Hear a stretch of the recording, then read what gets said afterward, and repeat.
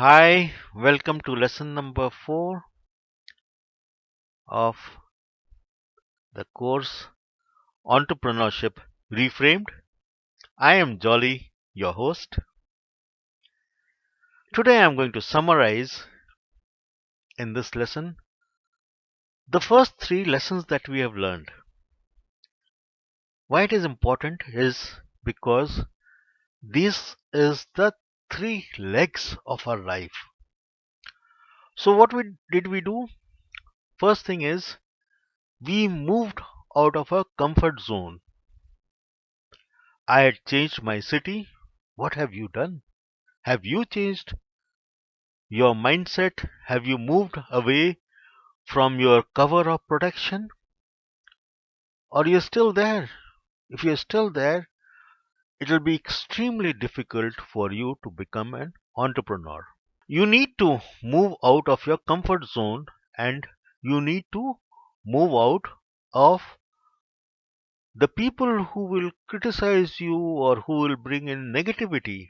You need to move into a positive environment, an environment which does not pull you back, an environment which only shows you opportunities. And that is only possible when you enter a new market, a new region, or a new phase of life. Have you embraced taking risks? That is what we learnt in our first lesson, and that is what I am re-emphasizing, that if you have not done it, then your journey will be incomplete. As an entrepreneur, there are no second chances. You can't look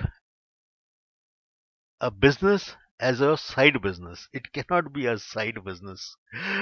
It has to be a first priority of your life. A thing can be your first priority only and only if you have left behind everything else in life. Have you done that? If not, please do it immediately. If you have left everything else, I'm sure you would have slept peacefully that day and you would have thought about yourself. You would have thought who you are, what are your basic core strengths, and what is that value that you are chasing? What is it that you cherish in life? What is it that you want to achieve in life? That definition in the second step is important because from here will come out your personal mission and vision. And from this personal mission and vision will come out your own leadership style. Believe me, there are hundreds of leadership styles. And all these leadership styles get motivated or modified by your own internal bearings, your own constructs. What have you faced in your childhood, your adulthood, your young adulthood, or in the whole growing up process? That makes you as an individual. So, entrepreneurship doesn't come from learning anything new. No, you're not going to turn into a new individual. You cannot be. If you try that, you are bound to fail. So it's better please don't try out and waste your time and energy and your efforts on a thing which you are not. You cannot fake yourself. You have to be your honest self. So look inwards, look at yourself, and try to understand what type of leader you are. Once you have decided what type of leader you are, then you can easily decide what type of people you need around you. And for deciding on what type of people you need around you, you need to understand lesson 3 as to where you want to do your business. What is the construct of that business that you are looking at? How viable is it? How important it is? How good fit it is to your overall personality. The higher the fit between you and your proposed business that you have identified as part of lesson 3, oh, there is a great opportunity to become successful in that area. Now, what you must do is you must get into a system. What system? You must get into writing a journal. Define yourself. Do a written definition. Don't overthink what comes to your mind, your top of the mind. Put that because that is what you are, that is what you behave, and that is what you react to. Believe me, when you're embracing a new risky venture, all businesses, all new entrepreneurship is risky. So, by definition, you are entering into a risky zone. You are entering an unknown territory. You must make a note of what you are entering into. Please pour your heart out onto that journal. Why you are doing what you are doing. Because there will be many times in future when you will become a large unicorn, but somewhere in between you will start floundering.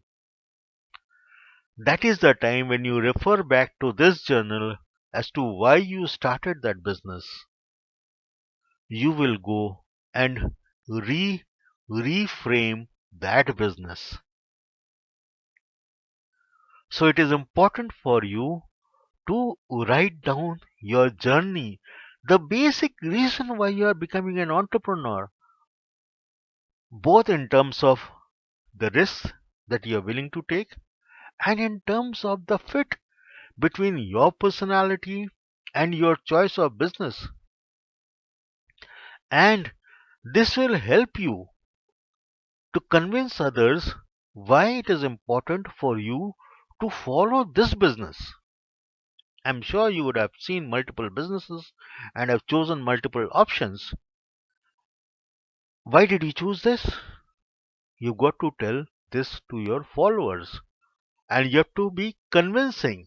So unless you get convinced as to why you have chosen it, and I'm sure in your heart you have chosen it, but if you want to frame it to others, your followers, as to why you have chosen it, to attract them into your company, please write your journal because here you will be able to express yourself.